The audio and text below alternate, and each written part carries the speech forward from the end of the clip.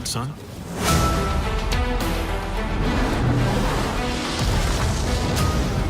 We need to know what he knows. He doesn't even know what he knows. It's a ship. We've come to the right place. Superman. He claims he's from the 31st century. I'm Jessica. Everyone knows Limelight. The Fatal Five are coming! Well, well, ye old Justice League.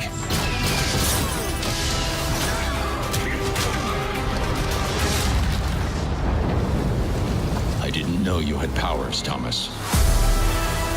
Metropolis will be by the first of your cities to be flattened. Or hand over the lantern. We don't negotiate with terrorists, even the 31st century kind. We stop our enemies before they even start. No one's responding to our call.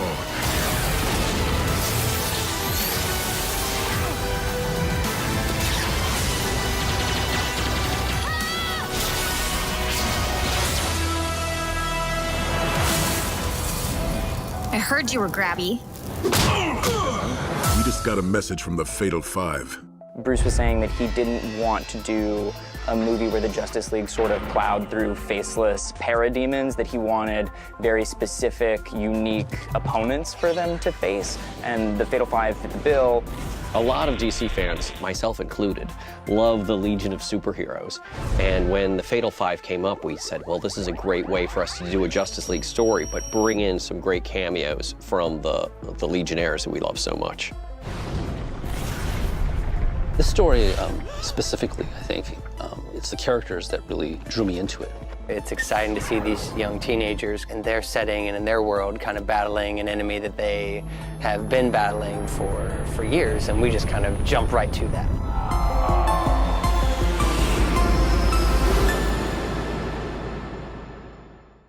It's always interesting to me to see a character who is not necessarily a reluctant superhero, but somebody who doesn't just like, you know, have the superhero thing thrust upon them and they're just like, okay, yeah, let's go fight crime, you know? I mean, she's really ambivalent about it because she's got like almost crippling anxiety. She can barely leave the house. And it's like, wow, that's something you don't usually see in a superhero. I remember being thrilled when we had Diane Guerrero come in to record for her first session, and she just kind of gave me this wide-eyed look of, this girl, in a sense to where I think she could really relate to some of the struggles and some of the inner demons that Jessica had. There was something about Jessica that felt very personal and very intimate and very vulnerable, and still powerful and still managing, that she is working at something that we thought was really relatable. One of the early things that Jim Krieg and I bonded over was we both were just obsessed with and loved the Legion of Superheroes, and Starboy was a mutual favorite. Eric absolutely said, oh, we need to use Starboy. And I think that he has a great emotional arc, and it should be really satisfying. This character is struggling with keeping his grip on reality due to not having a prescription or medicine that he would have in his own time. That's not great. As he comes back to our time, you see someone who's so capable start to lose his faculties. It's really quite tragic. He definitely has troubles. I mean, he has manic modes and memory problems and severe trouble with staying focused on things in the present. Elias Cabell brought so much of the humor and I think likable side to Thomas Keller and Starboy.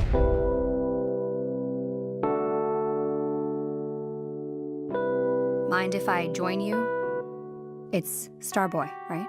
Starboy is this nurturing element to Jessica, and she's a calming force for him as well. Oh, it's so hard. I can't think. I can't remember. They're kind of like dealing with their own thing, and you know, they don't feel like anybody understands them, but somehow when they're together, they sort of comfort and support each other. A lot of times in superhero stories, mental illness can get ascribed to villains. Like Batman's Rogues Gallery is kind of the big example of this. But here we had a chance to take two neuroatypical people and destigmatize it and have them find each other and help each other and, you know, kind of get out of their way and not act as if they're damaged in some way and just let them be heroes. And I think that was really fun for all of us to do and tackle. They both need each other to overcome their problems and kind of rise above their own personal challenges in order to face the ultimate evil.